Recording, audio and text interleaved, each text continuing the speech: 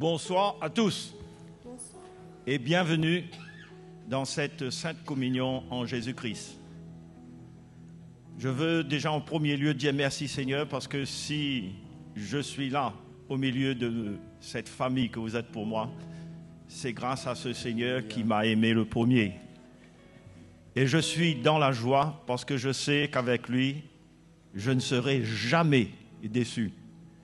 Cela ne veut pas dire que je n'ai pas de déception dans la vie, mais pas envers Jésus. Parce que lorsqu'on se confie en Jésus, lorsqu'on lui donne la place dans nos vies, tout est merveilleux. C'est pour cela que je veux saluer aussi tous ceux qui sont en ligne et vous dire que ce sera peut-être pas au même moment que vous allez entendre ce qui se fera ce soir, mais les temps, les mesures, c'est que dans le naturel. Mais dans l'esprit, il n'y a pas de temps. Le Seigneur est présent, il est tout-puissant. Et ce qu'il pourra faire au milieu de nous, à n'importe quel moment où que vous allez suivre cette réunion, le Seigneur pourra faire de même pour vous, parce que lui, il est le tout-puissant. Celui à qui rien n'est impossible. C'est pour cela que ce soir, malgré nos problèmes, malgré nos soucis, malgré nos combats, malgré notre manque d'espérance, d'assurance pour notre avenir dans les choses d'ici-bas, nous pouvons faire confiance au Seigneur parce que nous savons qu'il est au contrôle de toutes choses et que parce qu'il nous a choisis lorsque nous étions pécheurs, à combien plus raison aujourd'hui que nous l'aimons et que nous voulons arrêter avec ce péché, nous voulons nous laisser sanctifier. Il profitera de ces moments comme ce soir-là pour nous exhorter, pour nous encourager, pour nous reprendre, pour nous corriger. Et tout cela sera pour nous un sujet de bénédiction. C'est pour cela que nous allons nous lever et nous allons lui dire merci pour ces moments, pour cette divine compagnie, pour cette grâce qu'il nous accorde de faire partie d'une vraie famille. Même ceux qui sont ailleurs, dans les pays lointains, nous sommes une famille en Jésus, parce que par le sang de Jésus, nous sommes frères et sœurs. Alléluia. Amen. Allons prier quelques instants. Allons demander au Seigneur de bien disposer nos cœurs. Allons déposer nos fardeaux à ses pieds et allons espérer dans sa grâce, parce qu'il a certainement un cadeau merveilleux encore à nous transmettre ce soir. Alléluia. Jésus, parce que tu es vivant, parce que tu es merveilleux, même si mes yeux physiques ne peuvent pas te voir. Mais Seigneur, tu nous as donné, nous tes enfants, ce pouvoir de voir, Seigneur, dans notre cœur, par l'esprit que tu as déposé dans notre vie. Et avec tout cela, Seigneur, nous voulons te dire merci pour cette rencontre que tu nous accordes, pour cette liberté que tu nous donnes de nous rassembler, de nous unir, pour venir, Seigneur, encore nous enrichir de ta grâce. Oui, prends le contrôle de toutes choses. Seigneur, nous te prions. Et nous voulons croire, Seigneur, que tout fardeau, que tout souci, que toute maladie, que toute opposition, Seigneur, soit anéantie par ta présence divine au milieu de nous. Et nous croyons, Seigneur, que tu prends le contrôle de toute cette réunion et que nous allons retourner chez nous remplis de ta paix et de ta grâce. Nous voulons maintenant, Seigneur, t'adorer, te louer, ne pas simplement chanter, mais, Seigneur, célébrer vraiment ce nom merveilleux que nous admirons, le nom de Jésus. Alléluia. Merci Seigneur. Louons le Seigneur de tout notre cœur, frères et sœurs. Je suis dans la joie quand on me dit allons à la maison de l'Éternel. Je suis dans la joie quand on me dit allons à la maison de l'Éternel. Je suis dans la joie. Je suis dans la joie quand on me dit allons à la maison de l'Éternel. Je suis dans la joie quand on me dit allons à la maison de l'Éternel. Un jour, dans ses parvis, vaut mieux que 1000 ailleurs. Un jour, dans ses parvis, vaut mieux que 1000 ailleurs. Je suis dans la joie quand on me dit allons à la maison de l'Éternel. Je suis dans la joie quand on me dit allons à la maison de l'Éternel. Si Dieu est avec nous, qui sera contre nous?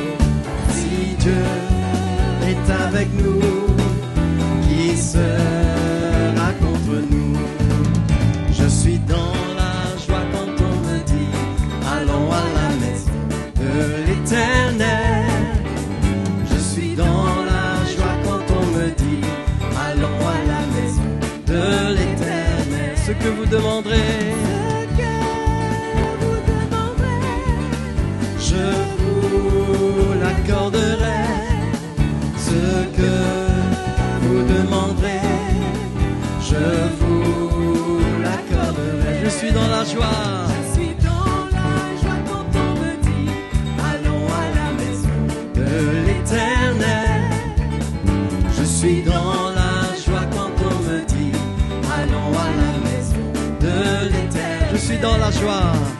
Je suis dans la joie quand on me dit allons à la maison de l'Éternel.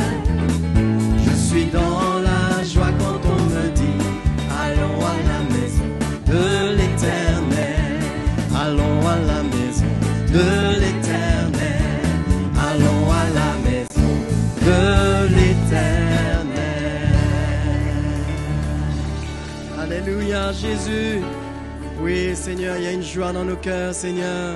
Quand nous sommes dans ta maison, quand nous venons devant toi, Seigneur, pour t'adorer, pour te célébrer, Jésus. Alléluia, pour tout ce que tu fais dans nos cœurs, Seigneur, Dieu Tout-Puissant. Alléluia. Oh, merci, Seigneur, merci, Jésus. Alléluia. Alléluia. Pour ce qu'il a fait dans nos vies, loin de l'ennemi, pour cela nous l'exaltons. Pour sa main qui nous a sauvés de nos liens et de nos péchés, pour cela nous l'exaltons. Nous l'exaltons. Oh, nous l'exaltons. Nous l'exaltons. Oh, nous l'exaltons. Que tout en moi, que tout en moi célèbre à jamais le Seigneur. Que tout en moi bénisse son saint nom. Que tout en moi célèbre à jamais le Seigneur. Que tout en moi bénisse son saint nom. Pour la lumière de l'évangile, brille au milieu de l'église, pour cela nous l'exaltons. tout ce qu'il a Préparé, par la force de la vérité. pour cela nous l'exaltons. Nous l'exaltons. Oh, nous l'exaltons. Oh, nous l'exaltons. Que tout en moi célèbre à jamais le Seigneur. Que tout en moi bénisse son saint nom. Que tout en moi célèbre à jamais le Seigneur. Que tout en moi bénisse son saint nom. Pour ce jour où il reviendra, pour sa gloire qui resplendira, pour cela nous l'exaltons. Tout ce qu'il a préparé pendant toute l'éternité, pour cela nous l'exaltons. Nous l'exaltons. Oh, nous l'exaltons. Oh, nous l'exaltons. Nous l'exaltons, oui. Oh, nous l'exaltons. Oh, nous l'exaltons. Alléluia, Seigneur Jésus. Nous t'exaltons, Seigneur, notre Dieu. Oui, pour tout ce que tu as préparé pour nous, Seigneur. C'est pourquoi nous te remercions ce soir, Jésus. Alléluia. Te dis merci. Oui, je veux te dire merci. Te dire merci. Oui, je veux te dire merci. Merci, Seigneur.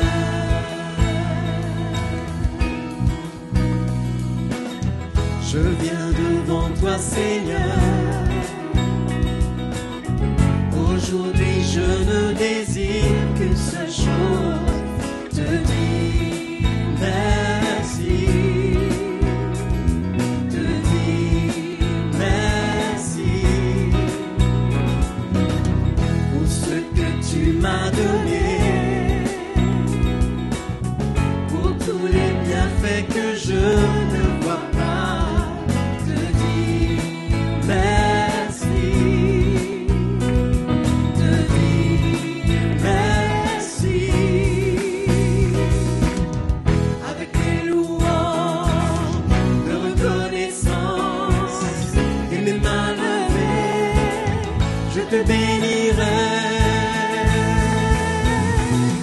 Te dire merci. Oui, je veux te dire merci. Te dire merci. Oui, je veux te dire merci. Merci, Seigneur. Alléluia, Seigneur, je viens devant toi, Seigneur. Aujourd'hui, je ne désire qu'une seule chose, te dire merci.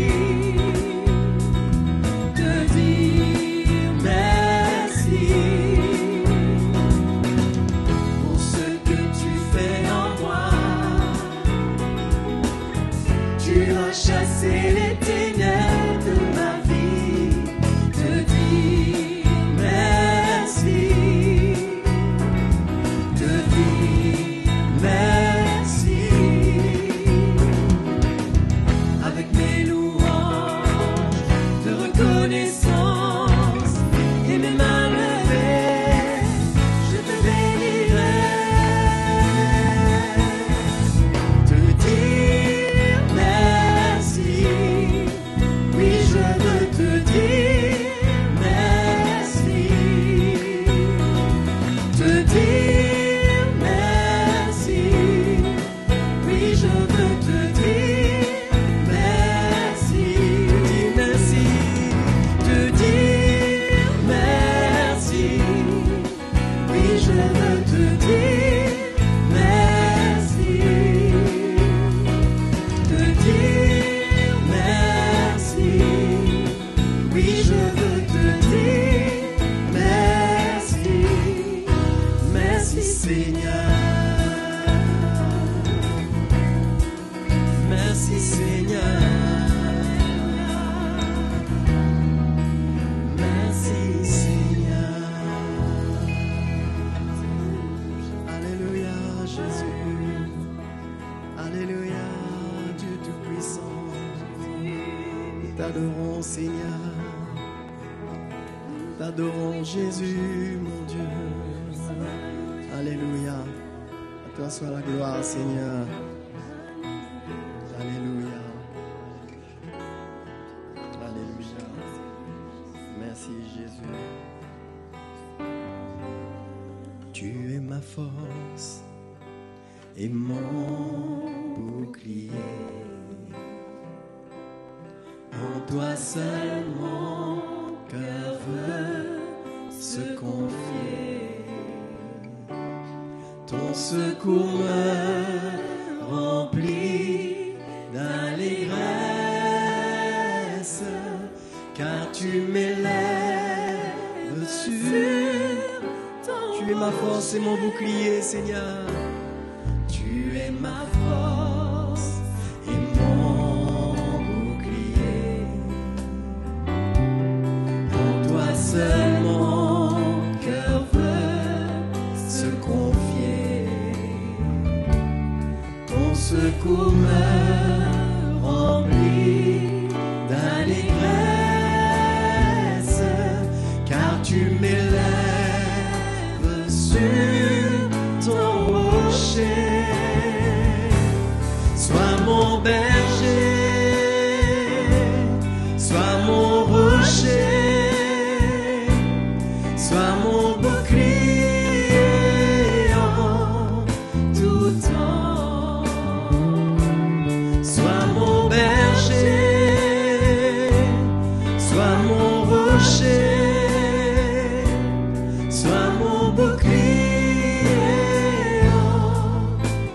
tout temps. Tu es ma force, ma persévérance. Tu es le rocher des délivrances. Tu m'as choisi comme ton héritage. Je suis brisé devant ta bonté. Je te loue et je t'exalte, Seigneur, et je t'exalte, et je te bénis par mes chants, et je te loue et je t'exalte, et je te bénis par mes chants. Sois mon berger, sois mon berger, sois mon rocher, sois mon bouclier en tout temps. Seigneur Jésus, sois mon berger, sois mon rocher, sois mon bouclier en tout temps. Alléluia. Oui, sois mon bouclier en tout temps, Seigneur. Mon berger, je t'adore, je t'exalte, Jésus. Sois mon berger, Seigneur Jésus. Je t'exalte, oh mon Dieu. Alléluia. Alléluia. Oh Jésus, tu es roi. Jésus, nous t'adorons. Oui, sois notre berger, Seigneur. Conduis-nous, Jésus. Conduis-nous, Seigneur. Jésus, notre roi. Nous voulons t'adorer, oh notre Seigneur. Alléluia. Alléluia.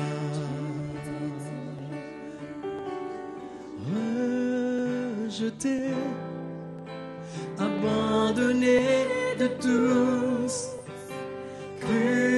crucifié, tu as souffert pour tous, tu es mort, brisé sur la croix, par-dessus tout, tu m'as aimé, libéré, au-dessus de tout, tu es élevé, au-dessus de tout ce qui a été créé, au-dessus de toute intelligence humaine. Tu étais là au commencement, au-dessus de tout, tu es élevé, au-dessus de toutes les merveilles du monde, au-dessus de tous les trésors de la terre. Rien ne peut se comparer à toi.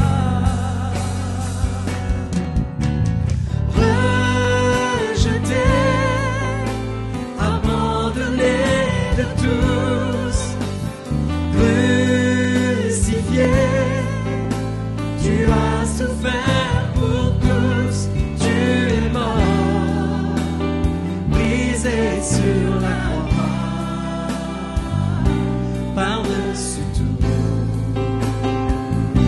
tu m'as aimé, libéré, rejeté, abandonné de tous, rejeté, abandonné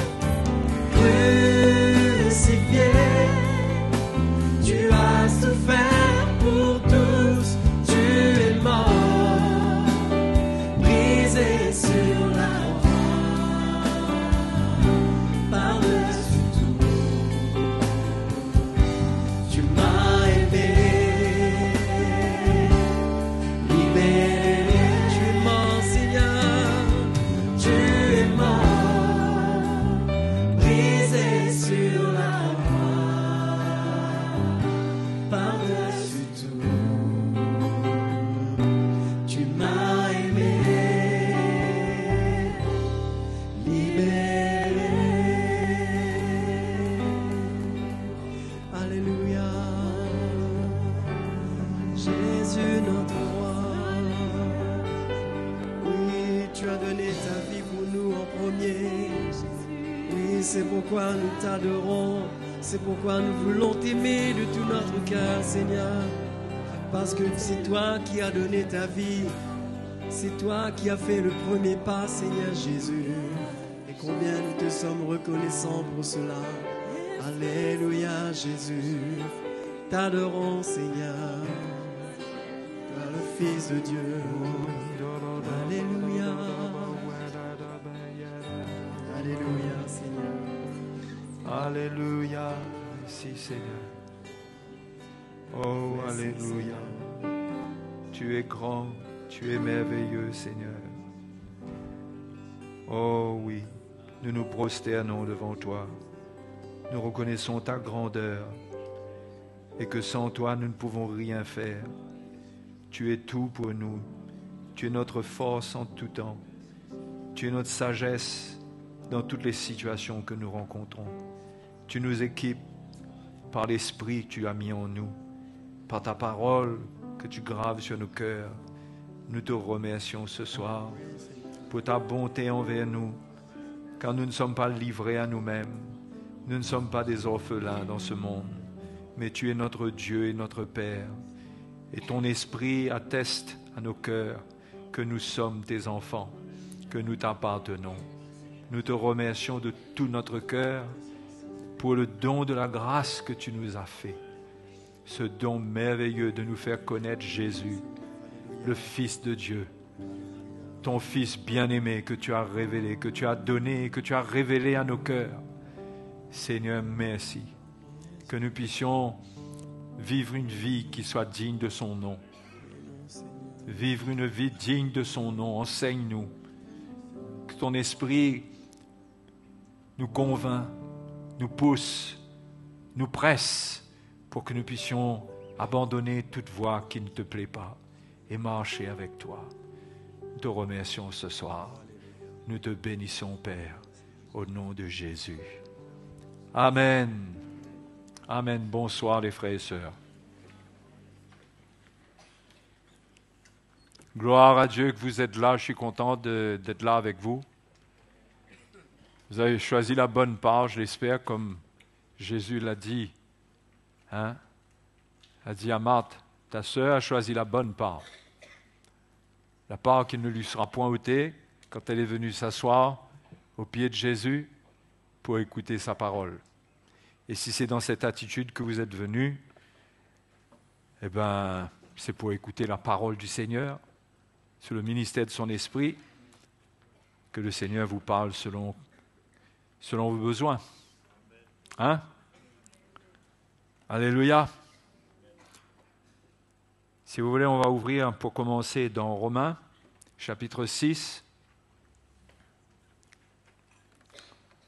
Romains, chapitre 6. Et je vais vous parler de quelque chose, d'un point stratégique dans notre vie. Romains, chapitre 6, nous dit au verset 12.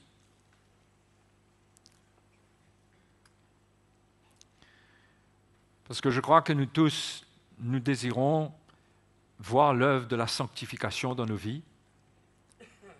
J'espère que c'est notre ambition d'être transformés de gloire en gloire à la ressemblance de Jésus et que la victoire de la croix se manifeste pleinement dans notre vie, même si nous savons que nous n'atteindrons jamais la perfection dans ce monde.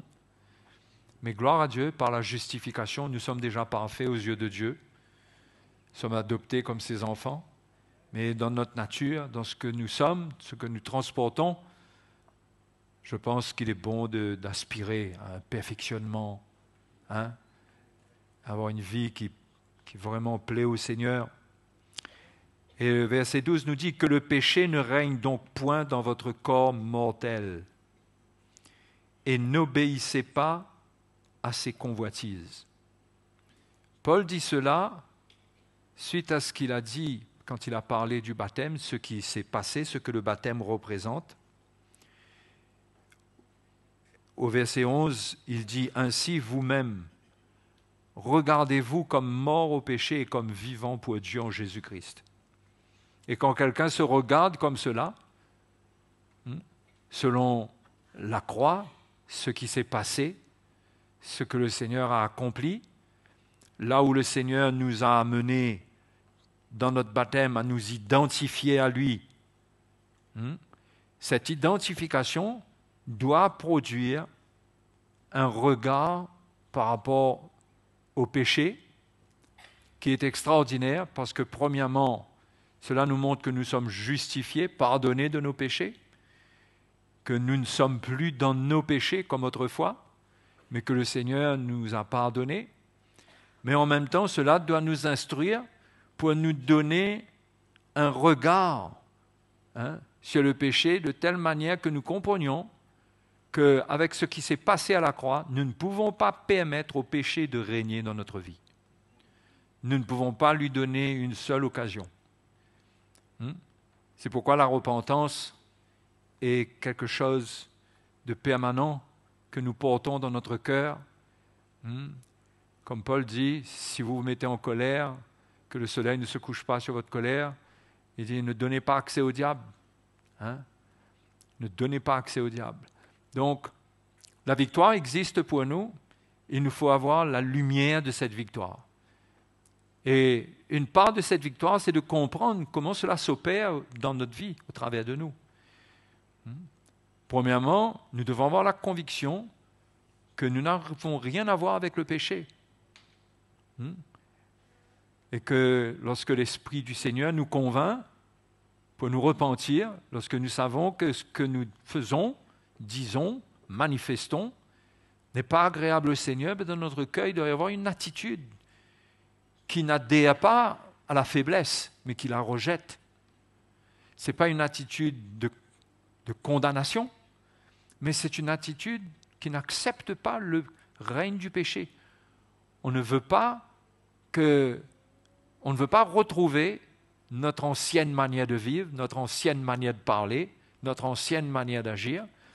Donc, quand on sent qu'on a un peu de poussière de ce monde qui se colle à nos pieds, Jésus a dit, celui qui s'est baigné, il est, tout le corps, il est pur. Okay? Il dit, mais il faut se laver les pieds après ça. Il suffit de se laver les pieds après. Quand nous marchons dans ce monde, il y aura des tentations, il y aura des choses qui vont se manifester, mais nous nous lavons les pieds. Nous ne laissons pas le péché avoir une emprise sur notre vie.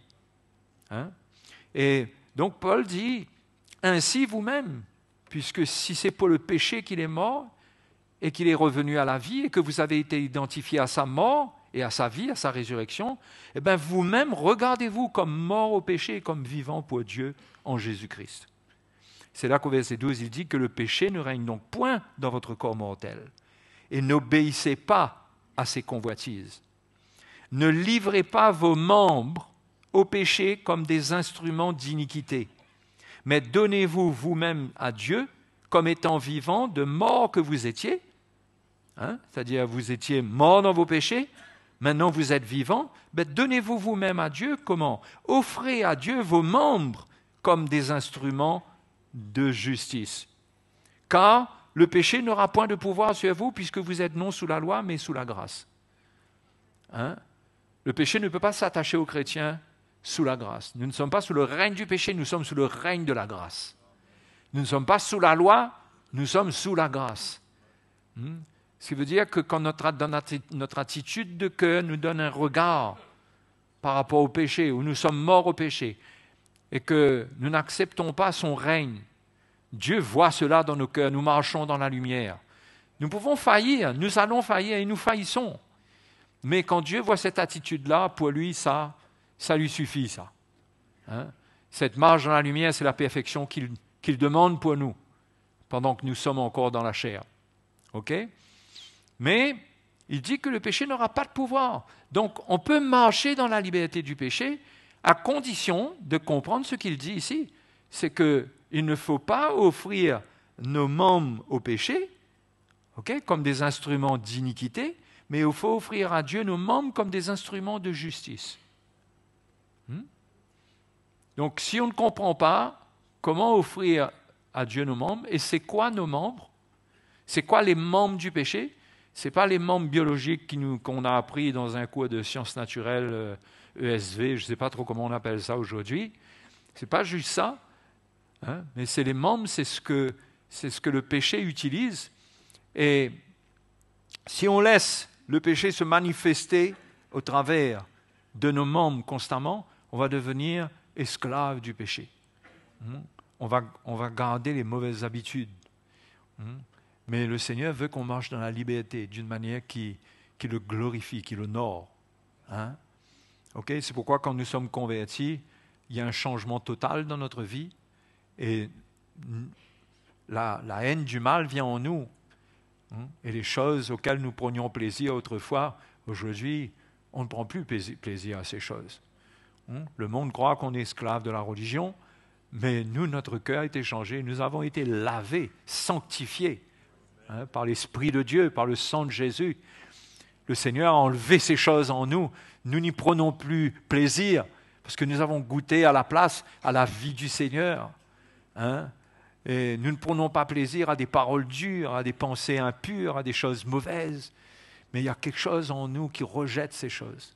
La tentation peut venir, mais il y a un rejet de ces choses. Mais une chose que nous devons apprendre, donc, nous devons identifier c'est quoi les membres du péché. Et principalement, ce soir, j'aimerais vous parler d'un membre du péché. D'un petit membre qui se trouve dans Jacques chapitre 3.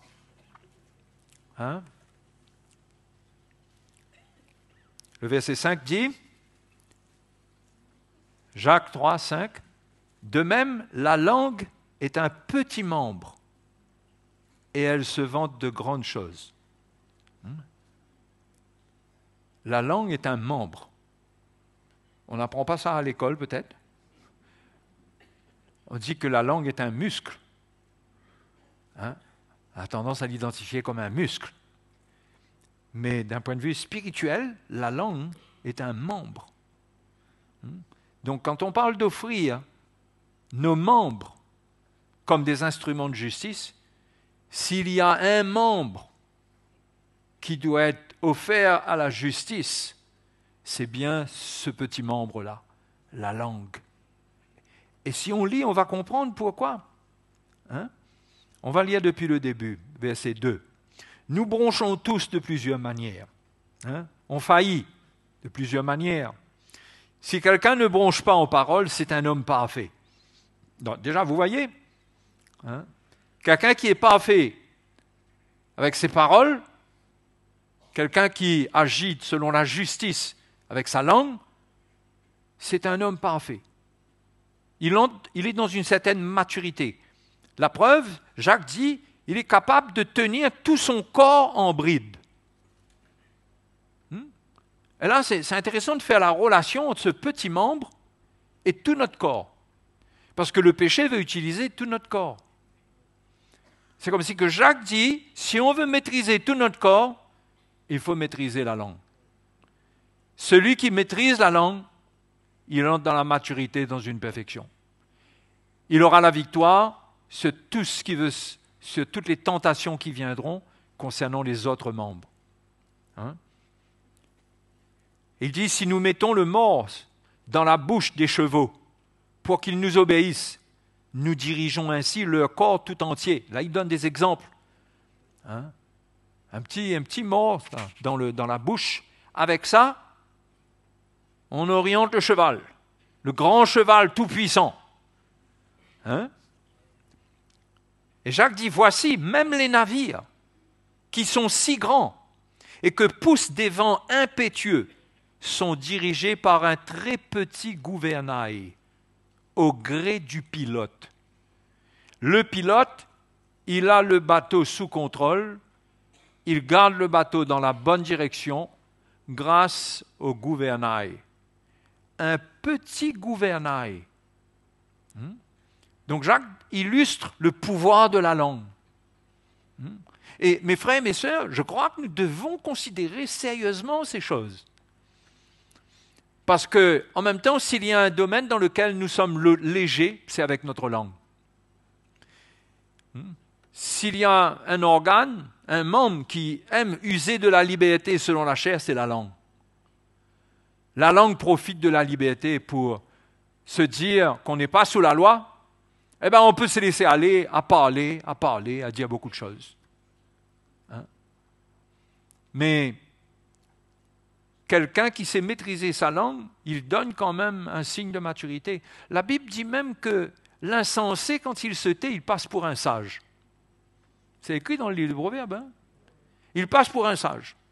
L'insensé, lorsqu'il se tait. Parce qu'il y a de la sagesse à ne pas parler sans cesse.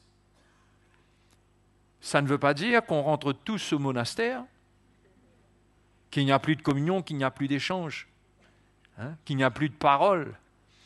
Mais si vous regardez bien, les conversations sont des choses qui dégénèrent vite. Ça dégénère vite. Ça dépend qu'est-ce qui vient dedans, mais ça dérape rapidement. Hein? Ça dérape très rapidement. Une petite remarque, hein? Un petit quelque chose qui est dit, par lequel on peut être piqué, et puis c'est parti. Hein? C'est parti, c'est la guerre. Hein? Et le Seigneur veut nous montrer que cette langue-là, la parole de Dieu, dénonce son activité et nous montre comment nous-mêmes, nous devons nous méfier d'elle.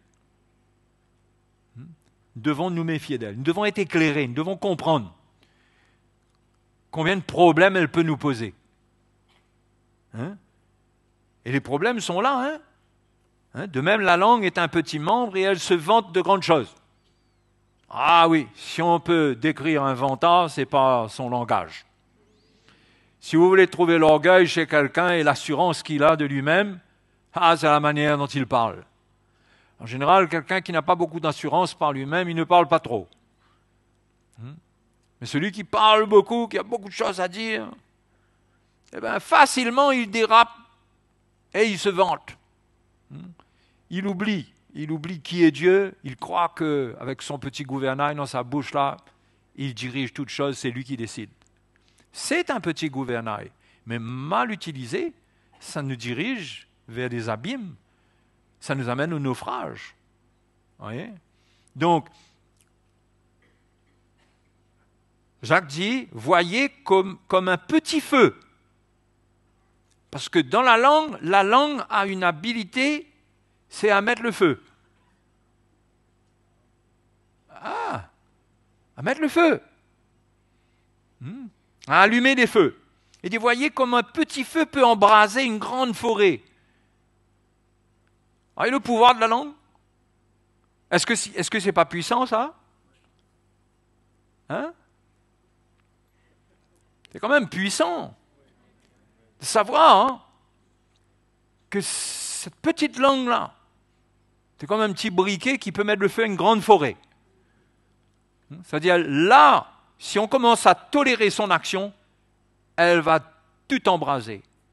Parce que la langue va être relayée par la langue, qui va être relayée par la langue, et les commérages sont partis, les médisances sont partis, et là, on est en train de tout brûler. On peut brûler la réputation de quelqu'un, bêtement. Hein? On peut ruiner la vie de quelqu'un. On peut produire beaucoup de mauvaises choses dans le cœur des gens par rapport à ce qu'on dit concernant quelqu'un ou concernant certains. On peut amener le doute. On met le feu. On est en train de détruire, de brûler la bénédiction de Dieu.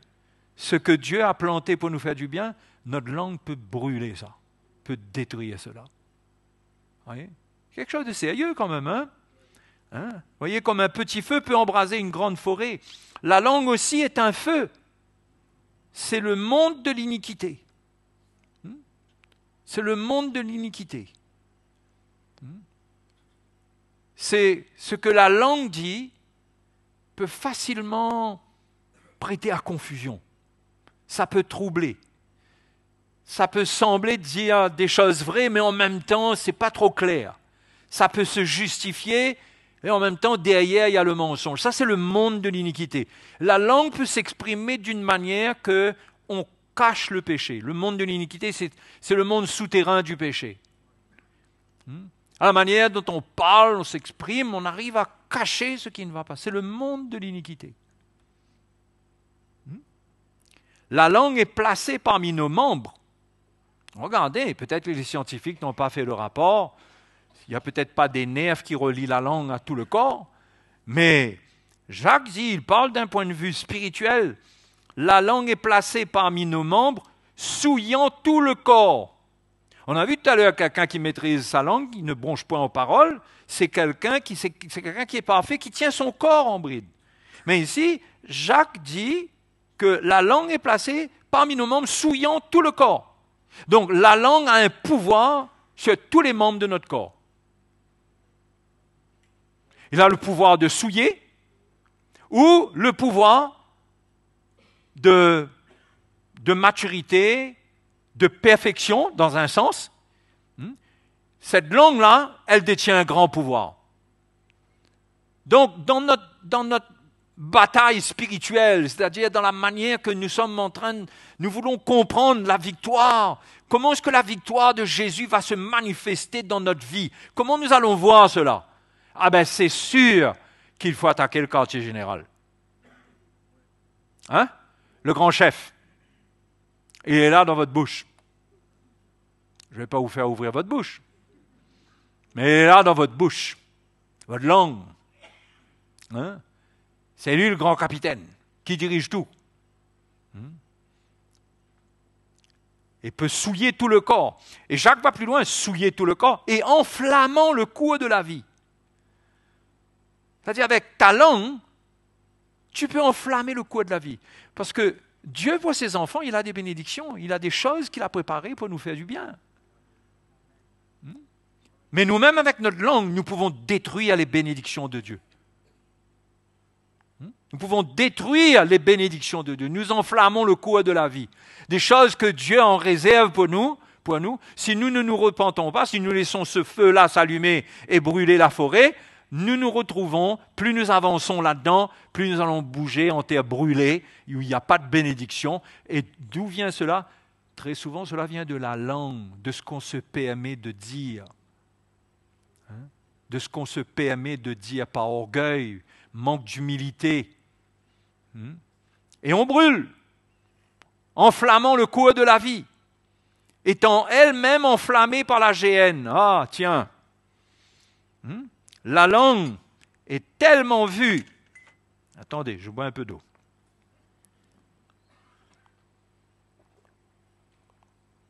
Votre silence assèche ma langue.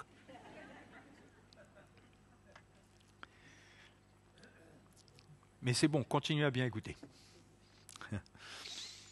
Étant elle-même enflammée par la géhenne, ce qui veut dire que dans le jugement de Dieu, ceux qui vont dans la géhenne, s'il y a quelque chose qui souffre avec eux, c'est leur langue.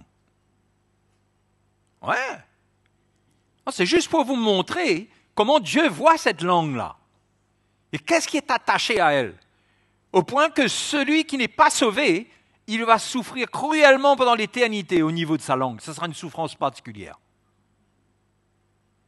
Hein? Si on regarde l'histoire de cet homme qui s'est retrouvé, cet homme riche qui s'est retrouvé en enfer,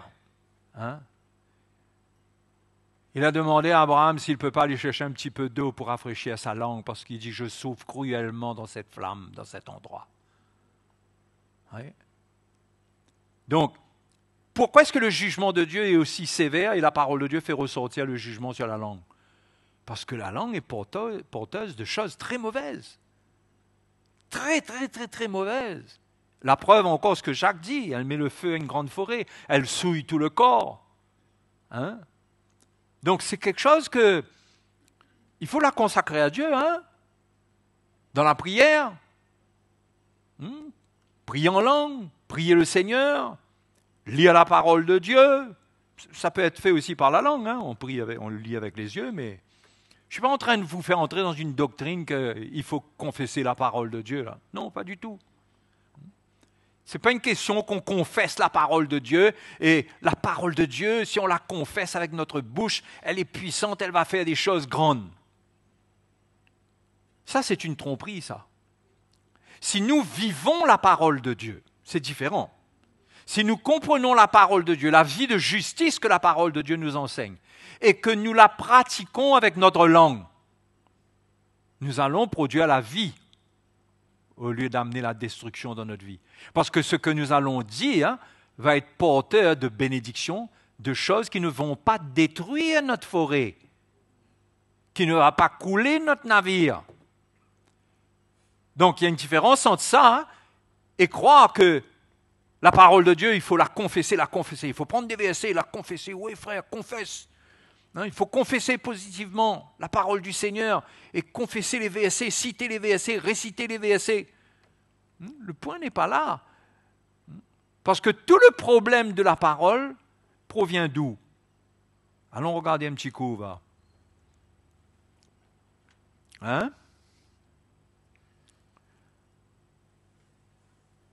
Matthieu chapitre 12, verset 34.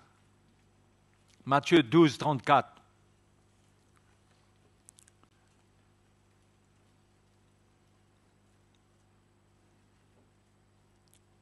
Jésus parle aux Juifs et il leur dit, race de vipères, comment pourriez-vous dire de bonnes choses, méchants comme vous l'êtes? Qu'est-ce qu'il entend par méchants comme vous l'êtes? Il leur montre leur état de cœur. Il leur dit, car c'est de l'abondance du cœur que la bouche parle. L'homme bon tire de bonnes choses de son bon trésor, et l'homme méchant tire de mauvaises choses de son mauvais trésor. Il parle de ce qui est à l'intérieur. On va tirer ce qui est dans notre cœur. Si le cœur est méchant, s'il y a de mauvaises choses dedans, si on laisse de mauvaises choses entrer là-dedans, c'est ça que notre bouche va parler. Parce que c'est de l'abondance du cœur, ce qui est dans le cœur, que la bouche parle. D'accord? Je vous le dis, au jour du jugement, les hommes rendront compte de toute parole vaine qu'ils auront proférée. Encore une fois, le jugement se tourne vers les paroles qui auront été dites. Ils rendront compte de toute parole vaine qu'ils auront proférée. Car par tes paroles, tu seras justifié, par tes paroles, tu seras condamné. Encore une fois, on voit le jugement de Dieu concernant les paroles, ce qui vient de la bouche de l'homme. Mais Jésus enseigne que c'est de l'abondance du cœur que la bouche parle. Ce n'est pas ce qu'on va lire et qu'on essaye de dire. Parce qu'on peut dire des choses qui ne sont pas dans notre cœur. C'est technique. Il faut que ça vienne dans notre cœur. C'est pourquoi le ministère du Saint-Esprit, c'est d'écrire les lois de Dieu sur notre cœur. Quand les lois de Dieu sont sur notre cœur, on peut parler à cause de l'œuvre que cette parole fait en nous. On aura un autre langage. On aura d'autres paroles qui produiront la vie. Ce n'est pas les paroles qu'on confesse, qu'on répète. Ça fera partie de notre vie quand on est identifié, quand on est, édifié dans cette parole, avec cette parole. Qu'elle prend notre cœur, qu'elle devienne notre vie. Ça va changer notre manière de voir les choses, ça va changer nos réactions, nos réponses. Ça va nous donner des paroles de vie. Amen. Pendant toute sa vie, Jésus a eu des paroles de vie dans sa bouche. Et dans Luc chapitre 16, je regarde un petit coup ça, non, ce n'est pas Luc chapitre 16 que je voulais vous montrer.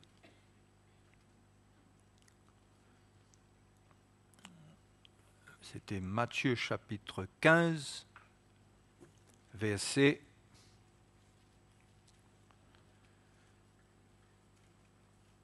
17.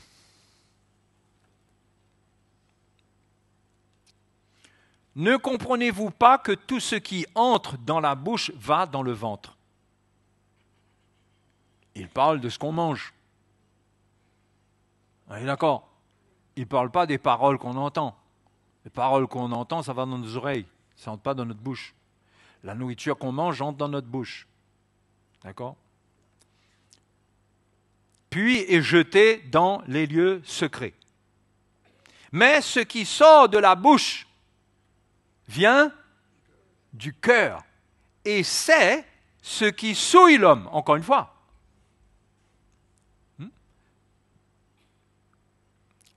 Ce qui sort de la bouche, pour sortir de la bouche, on a vu, il faut que ça entre dans le cœur. Ce qui est dans le cœur va sortir de la bouche.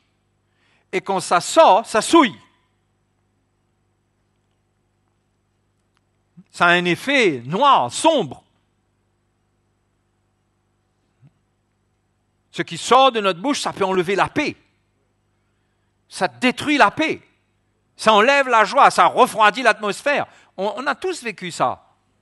Quand on dit quelque chose, l'atmosphère est glacée là. Hein? C'est le pouvoir de la langue.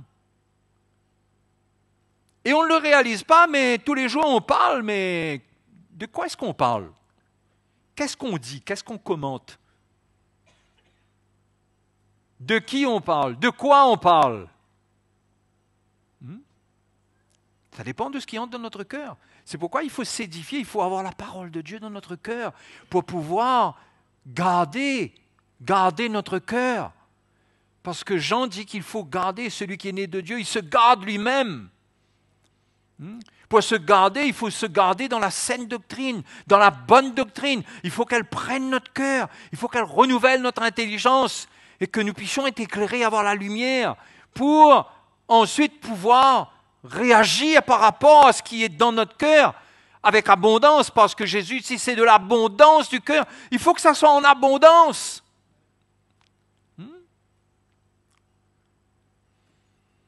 Mais ce qui sort de la bouche vient du cœur et c'est ce qui souille l'homme. Car c'est du cœur que viennent les mauvaises pensées, les meurtres, les adultères, les débauches, les vols, les faux témoignages, les calomnies. Ces choses-là rentrent dans le cœur tout d'abord. Après, utilise la langue. Et quand la langue parle, le péché est consommé. La mort est produite. Dans le cœur se conçoit le péché. Jacques nous dit, allez dans Jacques, vous allez voir, chapitre 1, verset 14. Mais chacun est tenté quand il est attiré et amancé par sa propre convoitise. La convoitise, ce n'est pas dans la langue, la convoitise, c'est dans le cœur, c'est dans la chair. Quand on laisse la chair prendre le dessus dans notre cœur, quand on permet à l'esprit du monde, aux choses du monde, de nourrir notre nature charnelle et que ça déborde dans le cœur, ça produit une convoitise qui est irrésistible à un certain moment. Puis la convoitise, lorsqu'elle a conçu, enfante le péché. C'est ce qui se passe au niveau de la bouche. Quand la convoitise conçoit en nous, le péché sera enfanté. On va parler ce qu'on a conçu en nous. Et le péché étant consommé, produit la mort. Donc, si on veut la victoire avec ce petit membre, où est-ce qu'il faut prendre la victoire là, en premier? C'est le cœur. C'est notre cœur. C'est notre cœur. C'est là que commence la victoire. Qu'est-ce qu'on fait entrer dans ce cœur-là? Qu'est-ce qu'on laisse entrer? Si on alimente les mauvaises pensées, par exemple, au lieu de se repentir, ou au lieu de pardonner, quelqu'un qui ne pardonne pas, c'est quelqu'un qui va alimenter son cœur de mauvaises pensées. Quelqu'un qui pardonne, c'est quelqu'un qui n'alimente pas son cœur de mauvaises pensées.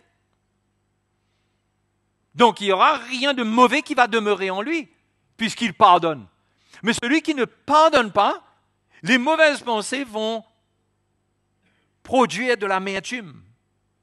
Et tant qu'il ne pardonne pas, la machine marche, fonctionne à l'intérieur. Ça produit de l'amertume. Et qu'est-ce qui va se passer? Il va parler l'amertume. Il va en parler. Donc ça, c'est la description que Jacques donne. Mais ça concerne aussi la langue, le péché sous tous ses aspects. Mais la langue, mes frères et sœurs.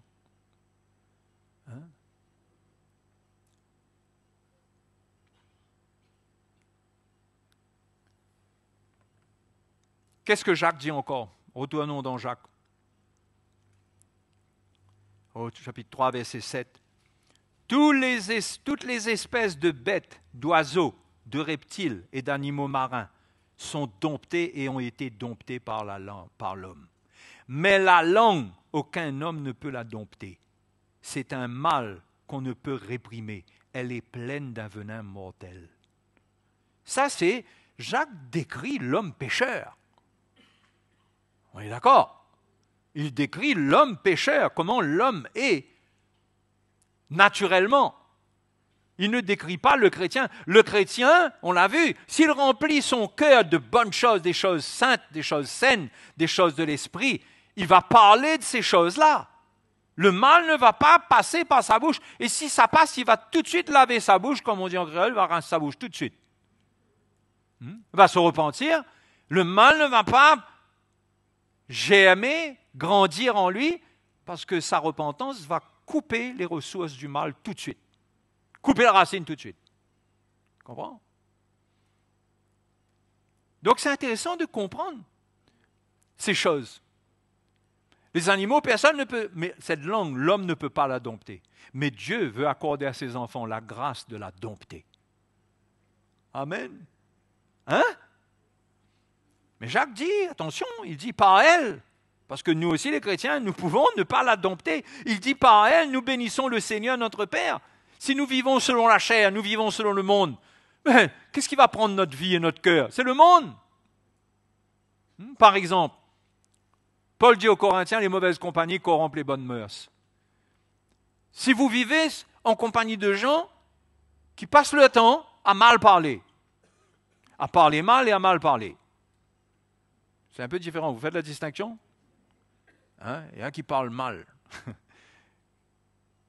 Le vocabulaire est très riche. On a abandonné ce vocabulaire-là.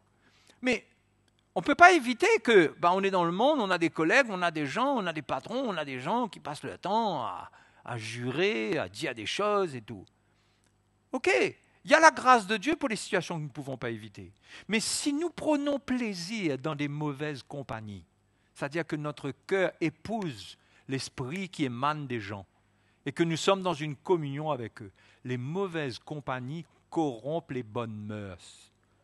Ton langage risque de changer. Parce que sous l'influence de ce qui est mal, tu ne peux pas produire quelque chose qui est bon. Et si tu es en compagnie de gens qui aiment mal parler des gens, tu risques de te retrouver piégé dans la conversation pour toi aussi mal parler. Vous avez remarqué comment on est d'excellents commentateurs? Hein? Parfois, même quand on n'a rien à dire sur un sujet, on arrive à en parler. Mais si on a ce petit côté malsain, qui aime intervenir et donner son avis, on finit par nous corrompre nous-mêmes. Pourquoi? Parce qu'il y a des choses, parfois, il y a des sources qui sont puissantes. Et on peut être entraîné dedans. Donc, il faut quand même, pour se sanctifier, se séparer des mauvaises influences. Oui ou non? Et Jacques dit par elle, par la langue, par elle nous bénissons le Seigneur notre Père, et par elle nous maudissons les hommes faits à l'image de Dieu. De la même bouche sortent la bénédiction et la malédiction. Et Jacques dit, mais il ne faut pas, mes frères, qu'il en soit ainsi. La source fait-elle jaillir par la même ouverture l'eau douce et l'eau amère? Un figuier peut-il produire des olives ou une vigne des figues? De l'eau salée ne peut pas non plus produire de l'eau douce. Ne laisse pas l'ennemi mettre de l'eau salée dans ton cœur si tu veux produire de l'eau douce. Le problème, c'est la source. C'est la source. Et on finit par avoir un double langage. Un langage dans lequel on bénit le Seigneur, mais on maudit les hommes faits à l'image de Dieu. Mais le Seigneur veut nous enseigner à devenir des gens qui marchent dans la lumière avec lui. Et comme on est avec lui, on doit être aussi avec les autres. Oui? On ne viendrait jamais dire quelque chose de mauvais au Seigneur. On n'oserait pas, non? Enfin, je ne sais pas moi. Si on vient dire quelque chose de mauvais au Seigneur, c'est pour se repentir. Mais personne n'oserait jamais dire quelque chose de mauvais.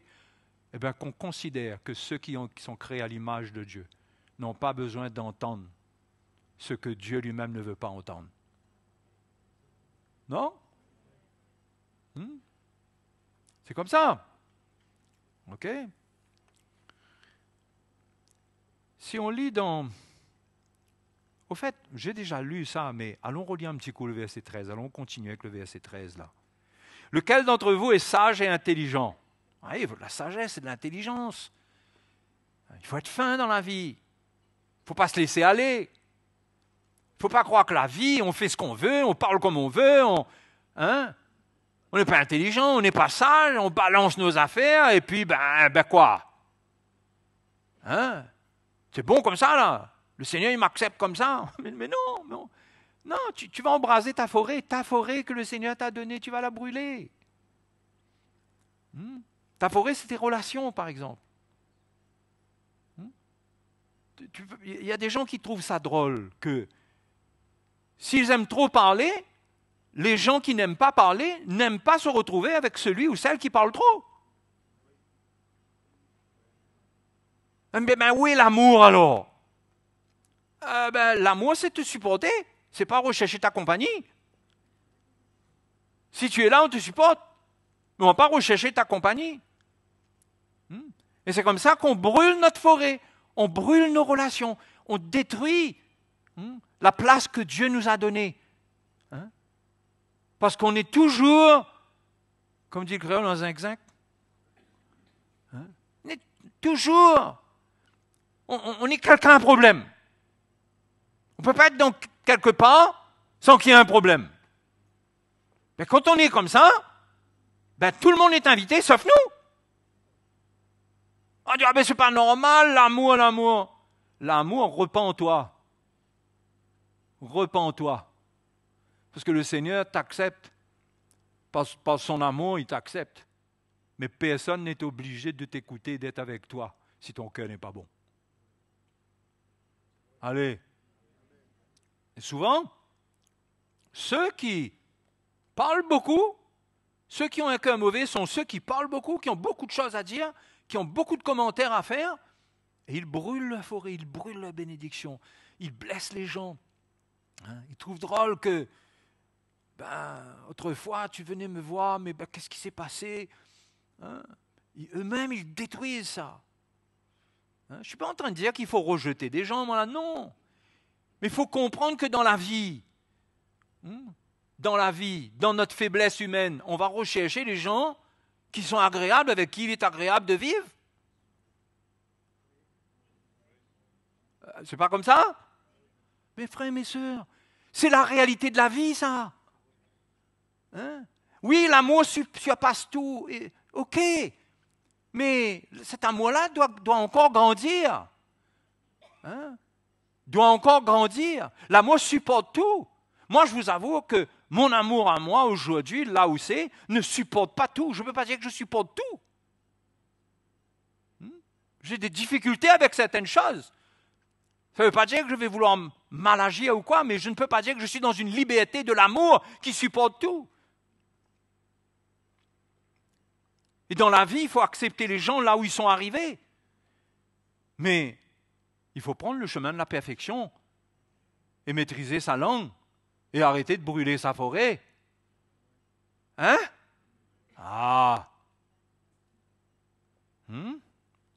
Donc, lequel d'entre vous est sage et intelligent? Qu'il montre ses œuvres par une bonne conduite avec la douceur de la sagesse.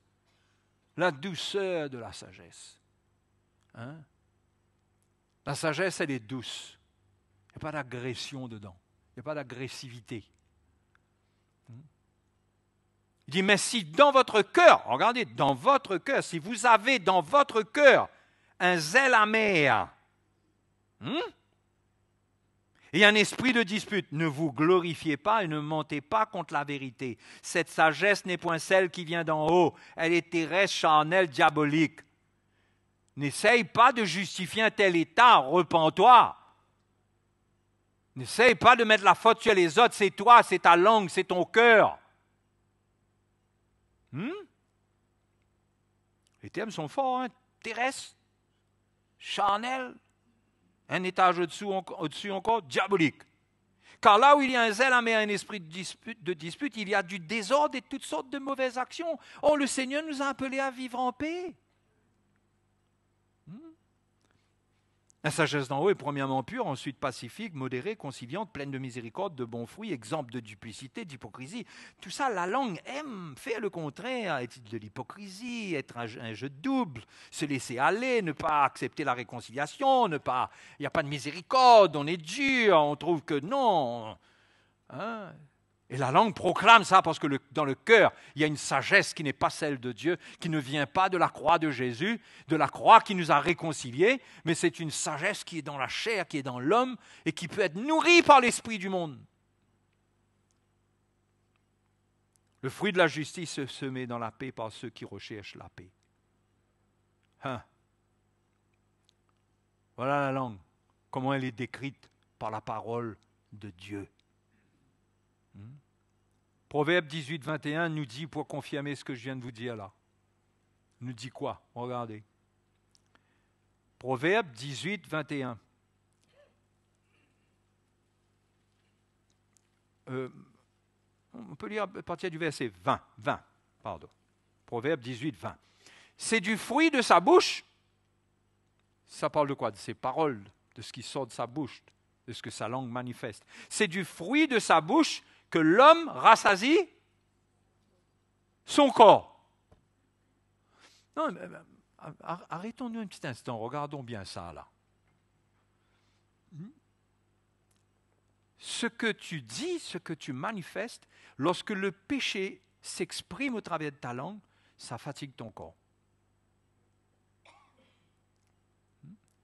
C'est du fruit de la bouche que l'homme rassasie son corps. Si tu es quelqu'un paisible avec tes paroles, ton corps sera sous moins de stress.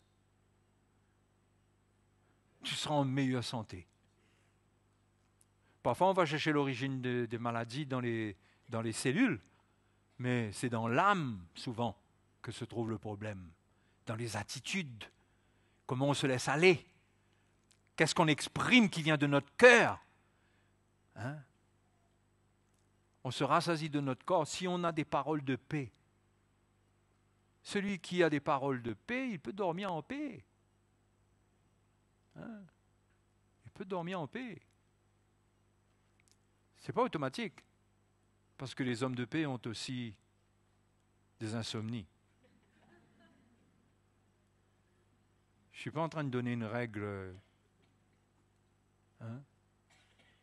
Mais parfois, les hommes de paix, ils sont aussi stressés par ceux qui ne procurent pas la paix. Hein? C'est comme ça, c'est la vie. Hein? C'est du produit de ses lèvres qu'il se rassasie. Donc, est-ce que vous comprenez que ce que vous dites a une influence sur votre propre corps, sur votre propre vie? Je ne sais pas si vous voyez ça. On va en revenir là, mais regardez dans Proverbe chapitre 4. Proverbe chapitre 4, verset 19. La voix des méchants est comme les ténèbres. Ils n'aperçoivent pas ce qui les fera tomber. Ah! Vous savez, le méchant là, lui, il faut qu'il dise ce qu'il a besoin de dire, lui. Il n'a pas cette science, cette lumière, que ce qu'il dit, c'est ce qui va le faire tomber. Nous, on a cette science-là, nous. On a cette science. On comprend cette chose. Le méchant, il ne sait pas ce qui le fera tomber. Nous, on sait ce qui peut nous faire tomber. Notre langue peut nous faire tomber. Ce qui sort de notre bouche, ça peut nous faire tomber. On continue. Mon fils, sois attentif à mes paroles, prête l'oreille à mes discours, qu'ils ne s'éloignent pas de tes yeux. Garde-les dans le fond de ton cœur, car c'est la vie pour ceux qui les trouvent. C'est la santé pour tout leur corps. Garde ton cœur plus que toute autre chose, car de lui viennent les sources de la vie. Vous voyez les sources là? Quand dans ton cœur tu as les paroles du Seigneur, la sagesse de Dieu, la révélation de la parole de Dieu, quand ça s'est écrit dans ton cœur, et le livre des Proverbes raconte ça, comment il faut graver cela dans notre cœur. Il faut que cette parole soit gravée dans notre cœur. Même le livre des Proverbes parle de cela, comme Paul en parle dans 2 Corinthiens lorsqu'il parle du ministère du Saint-Esprit. Donc quand on garde cette parole, plus que toute autre chose, on garde notre cœur, plus que toute autre chose. Et c'est une source de vie. Et où est-ce que ça rejaillit? Ça rejaillit sur notre santé, qu'il dit. Hein? C'est une découverte pour vous? Ceux qui ne lisent jamais le livre des Proverbes, c'est une découverte pour vous. Il faut lire le livre des Proverbes malgré tout. Maintenant, n'allez pas dire à quelqu'un qui est malade, il n'a pas lu assez le livre des Proverbes. Ce n'est pas vrai. On parle de choses qui contribuent à notre bien-être spirituel, qui favorisent notre croissance, qui nous favorisent pour hériter les bénédictions de Dieu, pour trouver l'état de paix du Seigneur, pour vivre avec ça. On parle de choses qui contribuent à cela. On doit entrer dans cette maturité, c'est-à-dire on a une stabilité où notre langue, elle est sous notre contrôle, et par notre langue, notre corps bénéficie. La santé. Il y a des gens qui croient, moi je l'ai cru autrefois lorsque je n'étais pas éclairé, qu'à force de citer des versets bibliques concernant la guérison, je vais guérir. Vous comprenez le truc? C'est pas ça. C'est pas à force de citer, c'est à force de graver la parole de Dieu dans mon cœur, et à force de la parler dans mes situations, dans la manière que je réagis, c'est là que je parle la parole de Dieu. La parole de Dieu, ce n'est pas simplement des versets que je dis. C'est ce qui est écrit en moi, c'est ce que ça produit. Vous savez comment la parole du Seigneur appelle cela dans Jacques chapitre 3, qu'est-ce qu'il est dit? Le fruit de la justice. C'est le fruit qui ressort de la justice qui est écrit dans mon cœur. C'est ça la parole, c'est ça la clé. Vous voyez? Quand je partage cela, quand cela est en moi et que je vis cette parole, je la vis, je vis la justice, je vis selon l'amour, je pardonne. Mon cœur est en paix avec mon prochain. Je fais du bien. C'est le fruit de justice. La justice du Seigneur a produit cela dans mon cœur. Et le fruit de justice, c'est que maintenant, je produis la vie. Au travers de mes paroles, je produis la vie. J'ai autorité sur les ténèbres. Lorsque je parle, on m'écoute. On ne m'écoute pas parce que je suis un grand bonhomme, parce que j'ai un titre, mais parce qu'on ressent le cœur du Seigneur dedans. On ressent la justice du Seigneur avec son cœur. Ça fait autorité sur les ténèbres. Et notre corps en profite. Notre corps bénéficie. Vous savez, c'est par l'entrée du péché que le corps est entré à goûter à la maladie, vous savez. Le péché a tout déséquilibré dans l'homme. Donc c'est sûr qu'en sortant du péché, on est mieux. Ça ne veut pas dire qu'on ne sera jamais malade, mais on est mieux. Et on est amené sur un terrain où, dans certains cas, on peut vivre des miracles sûrement, puisque c'est la santé pour tout le corps. C'est ce qui est dit ici. Non? Garde ton cœur, verset 23, plus que toute autre chose, car de lui viennent les sources de la vie. Verset 24 nous dit quoi? Écarte de ta bouche la fausseté, éloigne de tes lèvres les détours. Allez, on retourne dans Proverbes chapitre 18. Verset 20, c'est du fruit de sa bouche que l'homme rassasie son corps, c'est du produit de ses lèvres qu'il se rassasie. Verset 21, la mort et la vie sont au pouvoir de la langue. Quiconque l'aime en mangera les fruits. La mort et la vie sont au pouvoir de la langue. Ta langue peut détruire, peut ruiner. Tu peux ruiner la vie de tes enfants avec tes paroles. Tu sais ça? Si tu es légaliste avec la loi, soi-disant la loi de Dieu, mais parce que tu ne transportes pas le bon esprit, tu utilises ton autorité, tu utilises la loi de Dieu et tu es dur avec tes enfants, Ben, au lieu que cette parole-là produise la vie, elle produit la mort. Elle détruit l'enfant. Parce qu'il n'y a pas le cœur du Seigneur dedans. Il n'y a pas sa sagesse douce. Il y a ton propre caractère. Il y a l'expression de ta chair, de ta loi. C'est pourquoi le légalisme est dangereux. Parce que le légalisme saisit vite la bouche du chrétien. Et il en parle, il dit, il s'exprime. Il contre-attaque, il juge.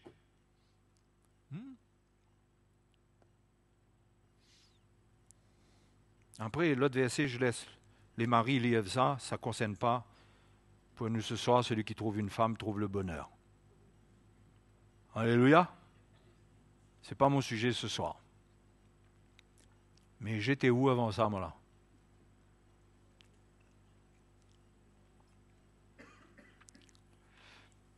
Je veux m'assurer que je partage bien tout ce qui concerne le sujet. Le sujet est vaste. Vaste. Mais ce qu'il faut comprendre, c'est que cette langue, offre-la comme un instrument de justice. Ne te permets pas de juger, ne te permets pas de dénigrer des gens, de critiquer. Ne te permets pas d'être dans un état d'esprit révolté qui parle dans un esprit qui est du monde. Ou si le monde t'entend, il t'invite à joindre son parti parce qu'il trouve que tu as une ferveur particulière. Mais c'est quelque chose d'impur, de mauvais. Mais Jésus dit que, Paul dit que votre douceur soit connue de tous les hommes, le Seigneur est proche. Le Seigneur est proche. Donc, frères et sœurs, ne détruisons pas. Cherchons le Seigneur, crions au Seigneur, humilions-nous, sentons notre misère. Si notre caractère est trop vif, ne disons pas que c'est à cause de ma maman. Grand-mère était comme ça. Mon papa était comme ça. Tu n'as pas connu mon papa, toi, mon papa, mon grand-père. Ça, c'était quelqu'un de méchant, ça. C'est pour ça que j'ai un peu de son caractère, tu comprends? On va tous s'excuser. Moi aussi, je vais aller rechercher dans ma généalogie là, comment il était mon grand-père. Non, quand le péché est en nous, il faut s'en repentir. Il ne faut pas laisser l'iniquité se former en nous. La langue, c'est le monde de l'iniquité. Ça vient puiser dans l'iniquité et ça vient exprimer des choses qui ne sont pas droites, qui ne sont pas claires, qui ne sont pas pures. On ne sait pas parfois, quand quelqu'un parle, on ne sait pas trop qu'est-ce qu'il y a derrière. Parfois, ça peut nous gêner un peu. On se dit, mais ça ne me témoigne pas, mais on ne sait pas quoi. C'est l'iniquité, c'est ce serpent-là qui se cache derrière l'arbre, là, qui se tortille, qui doucement, là, dans les broussailles, il fait son petit chemin. Ça, c'est la langue, elle est pleine d'un venin mortel. Et il y a un moment où elle va mordre.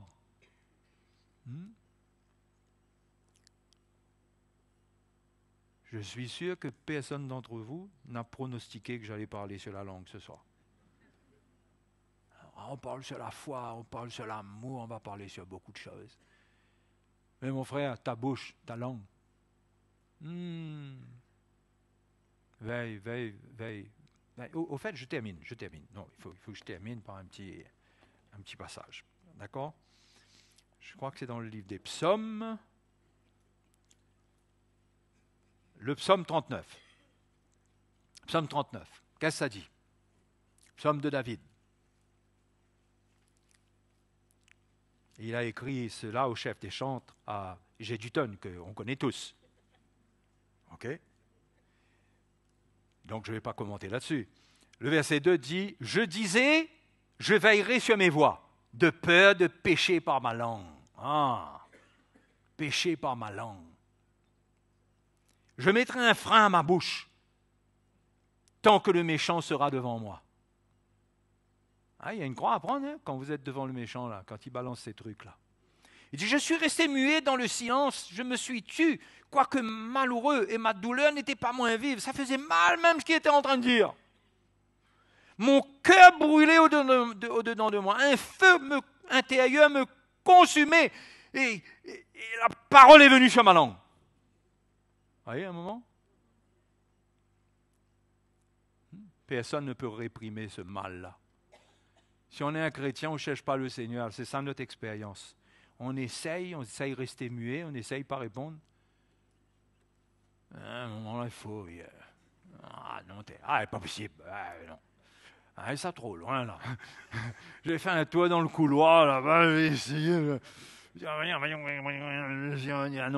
Non, écoute, là.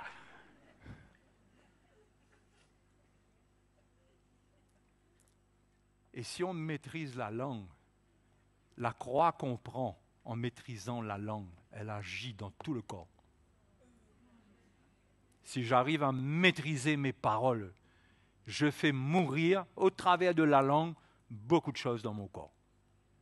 Beaucoup de choses. Je ne sais pas quoi, mais la Bible dit la langue souille tout le corps. Donc si je maîtrise la langue, si je prends ma croix, si ma langue prend sa croix, je fais mourir les paroles qu'elle veut dire. Je brûle tout le reste. J'anéantis tout le reste.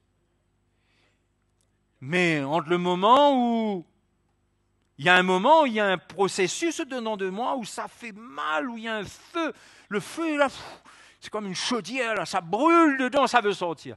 Je dois éteindre ce feu-là. Ah, mes frères, mes sœurs, si j'y arrive, je prends des victoires sur ma chair entière. Mais tant que je laisserai ma langue dire ce qu'elle veut dire, ce que je veux dire, je la laisse aller. Je suis dans l'immaturité. Et le premier qui subit, c'est mon corps. Parce que c'est pas facile d'être quelqu'un de mauvais et d'être en paix, d'être tranquille. Vous avez déjà vu quelqu'un qui est mauvais, il s'assoit tranquillement. Et bien, il chante un chant. En général, quand on est mauvais, on tremble un peu. On sent qu'on a fait mal à l'autre, mais on s'est fait mal à soi-même. On a agi contre l'image de Dieu, on a porté atteinte à notre propre image, à l'image de Dieu en nous. Il y a quelque chose en nous qui a été atteint. Il faut se repentir, se tourner vers le Seigneur. Seigneur, je suis misérable, pardonne-moi, Seigneur. Que je puisse grandir, aide-moi à prendre ma croix. Et le Seigneur va nous aider parce qu'il promet qu'il nous aidera dans nos besoins. Il nous secourra. Donc, si tu es un frère ou une sœur, peut-être souvent une sœur ou un frère, puisque dans la parole de Dieu, la nature de la femme est reconnue comme étant querelleuse, c'est-à-dire qui rôde le bout. C'est pas tout le monde, hein. Je ne parle pas des chrétiennes, là, hein. Je ne parle pas... Enfin, si, je parle quand même de tout le monde. Mais la femme chrétienne, si elle s'édifie, elle peut trouver la douceur de Christ. Son caractère peut être dompté à cause de ce qui va venir dans son cœur. Elle va pouvoir dire les choses qu'il faut à ses enfants, à son mari. Hein? Elle ne va pas vouloir dresser son papier, comme on dit. Mais elle aura une attitude. C'est le Seigneur qui a ça. Il faut aller le chercher avec lui. Alléluia. Hein? Donc, aucune sœur ne se sent jugée là. Hein? Parce que les frères aussi, ils peuvent être querelleurs, mais moins. Un peu moins en général. Hein? En général. D'accord? Donc, voilà un petit peu, mes frères et sœurs. Voilà un petit peu comment je veux vous encourager. Mais vous n'y arriverez pas sans consacrer cette langue-là à la justice, à prier pour ceux qui sont dans le besoin, à prier en d'autres langues pour vous édifier. Vous n'y arriverez pas. Il faut consacrer ce membre-là à la justice. Il ne faut pas juste essayer de fermer notre bouche. Ouais, c'est un sens de justice quand on ferme notre bouche. C'est bon de se taire dans certaines situations. Mais il faut offrir notre bouche comme un instrument de justice pour dire ce qui est droit, pour bénir les autres, prier pour celui qui est en train de tomber, celui qui est victime de quelque chose qu'on apprend. C'est tombé devant nos oreilles, on a appris une situation, hein, et notre langue a envie de raconter ça là. Notre langue batte comme la langue d'un serpent. Pss, pss, pss, pss, pss. Mais on fait mourir ça, on dit non. Non, non, je vais prier. Et j'offre ma langue dans la prière. Je prie le Seigneur. Et Dieu bénit ma langue en me donnant une grâce pour la maîtriser un peu. Hein? C'est possible. Il faut l'offrir à Dieu. Hein? Pas seulement quand on vient dans la présence du Seigneur pour faire la louange. Non. Tout le temps. Efforçons-nous d'offrir notre langue au Seigneur comme un instrument de justice. À cause de cela, nous allons maîtriser beaucoup de choses dans notre vie. Peut-être qu'il y a des choses qu'on n'arrive pas à maîtriser et on ne réalise pas. C'est parce que la langue n'est pas maîtrisée. Le jour que tu comprends, tu as la lumière, que tu maîtrises ta langue, le reste rentre en paix. Enfin, moi je prophétise des choses, hein. Je crois que ça va se passer. C'est la parole de Dieu. OK? OK les bons? On remercie le Seigneur. Hein? Ah! C'est bon d'être enseigné de la parole de Dieu. Hein? Allez, si vous n'êtes pas fatigué là, vous faites un dernier petit effort, vous mettez debout, on va remercier le Seigneur. Si vous êtes vraiment très fatigué, il n'y a pas de problème. Hein? C'est vrai, il n'y a pas de manière de faire les choses, c'est l'état de votre cœur qui compte. Mais allons nous tenir devant le Seigneur ce soir. Hein? Et si le Seigneur vous a parlé, ben admettez que le Seigneur vous a parlé. Vous savez, admettez, reconnaissez. C'est en croyant du cœur qu'on parvient à la justice. C'est en confessant de la bouche qu'on parvient au salut. Vous voyez, le salut même, il a une part. La langue prend part dans le salut. Il faut confesser de sa bouche, Romains chapitre 10, versets 9 et 10. Hein? Vous voyez le pouvoir de la langue? Même pour le salut, Dieu lui donne un pouvoir. Parle. Confesse le Seigneur Jésus. Tu confesses le Seigneur Jésus de tout ton cœur, tu parviens au salut. Incroyable, hein? Ce que la langue peut faire. Dieu l'utilise pour ton propre salut lorsque tu crois en Jésus. Moi, je trouve ça extraordinaire. Mais on l'oublie vite. Et la langue se fait oublier. Elle se fait oublier. Vous savez, là, on a partagé, là, on est éclairé, on a la lumière, là. Mais elle va vite se faire oublier, vous allez voir.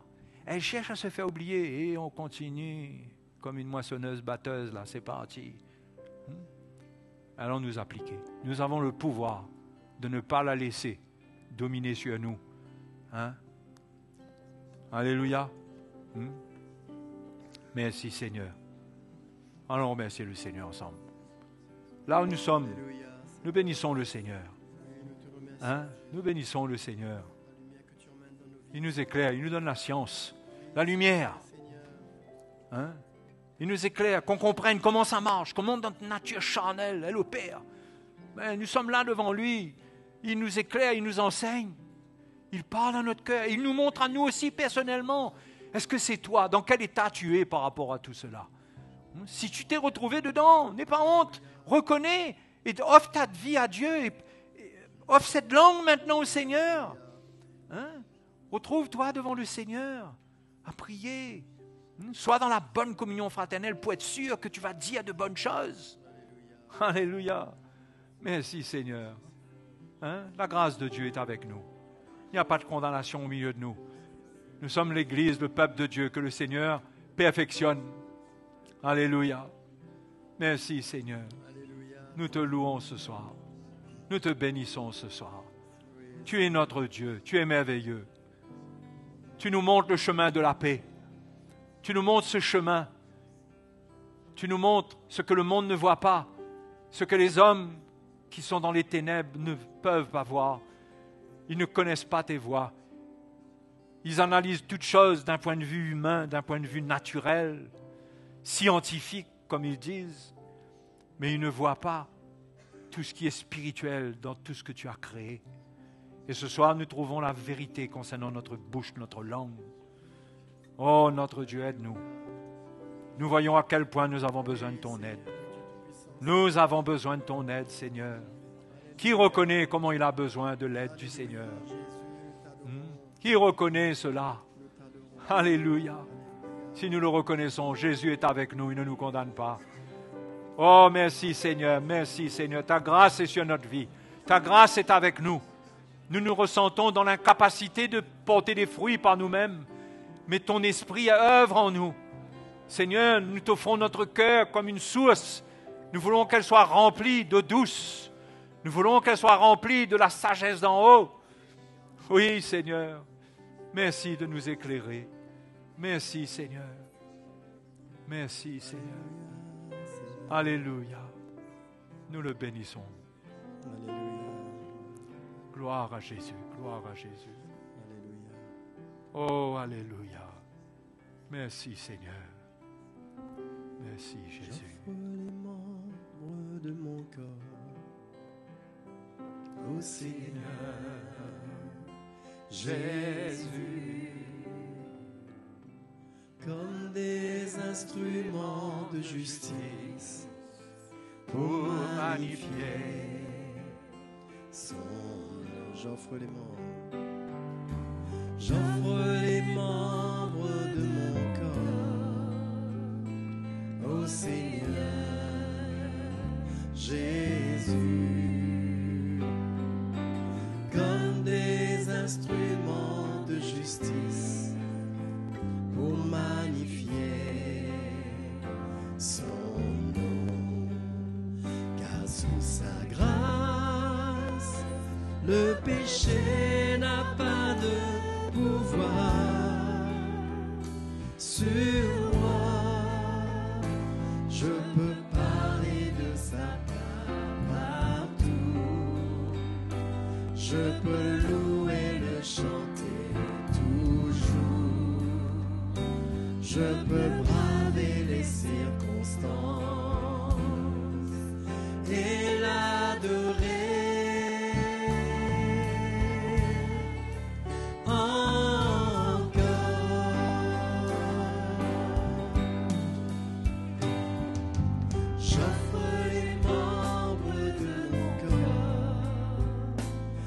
Seigneur Jésus, comme des instruments de justice pour magnifier son nom. Car sous sa grâce, le péché n'a pas de pouvoir sur moi. Je peux parler de sa part partout. Je peux louer, le chanter toujours. Je peux braver les circonstances et l'adorer encore. Car